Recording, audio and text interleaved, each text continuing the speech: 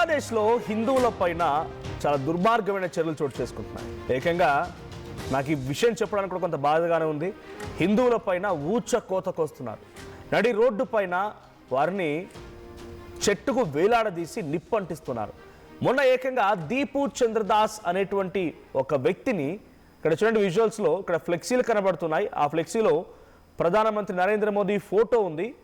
ఆ ఫోటోని అలా చెట్టుకు వేలాడదీసి ఫోటోకి నిప్పంటించడాలు, ఆ తర్వాత నేను ఒక మనిషిని ఏకంగా మైనార్టీ మెజార్టీకి సంబంధించినటువంటి గతంలో షేక్ హసీనా ఉన్నటువంటి సమయంలో జరిగిన గొడవలకి అప్పుడు జరిగినటువంటి సిచ్యువేషన్లో ఒక దుర్మార్గమైన చర్యలకు పాల్పడుతున్నటువంటి ఆ మెజారిటీలు అంటే అక్కడటువంటి రిలీజియస్లో మెజారిటీలుగా ఉన్న వాళ్ళు మైనార్టీలపై దాడి చేస్తుంటే దీపు చంద్రదాస్ అనే వ్యక్తి ప్రతిఘటించాడట. ఇప్పుడు ఆయనని మొన్న రాత్రి చెట్టుకు ఈ రకంగానే తాళ్ళు కట్టి మెడను వేలాడదీసి ఆ మనిషి మొత్తాన్ని వేలాడదీసి నిప్పంటించారు. ఇప్పుడు ఇక్కడ విజువల్స్లో చూస్తున్నాం.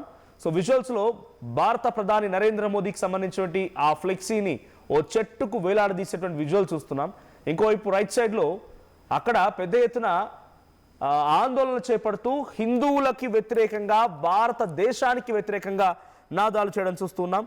సో షరీఫ్ ఉస్మాన్ హాదీ అక్కడ అవామీ లీగ్ అనేటువంటి షేక్ హసీనా పార్టీకి వ్యతిరేకంగా ఉద్యమాన్ని నడిపించినటువంటి వ్యక్తి మరణంతో మరింతగా భారత్పై ఉధృతం పెరిగింది. అయితే అక్కడ మరణించింది కారణం వాడినెవడు చంపాడు, వాడెట్లా చచ్చిపోయాడు మనకు అవసరం లేదు. కానీ ఆ మరణానికి కూడా భారతదేశాన్ని బూచిగా చూపించే ప్రయత్నం బంగ్లాదేశ్ ఏదైతే చేస్తోందో బంగ్లాదేశ్ యొక్క కుటిల యత్నాలు, కుట్ర ప్రయత్నాలు అర్థమవుతున్నాయి.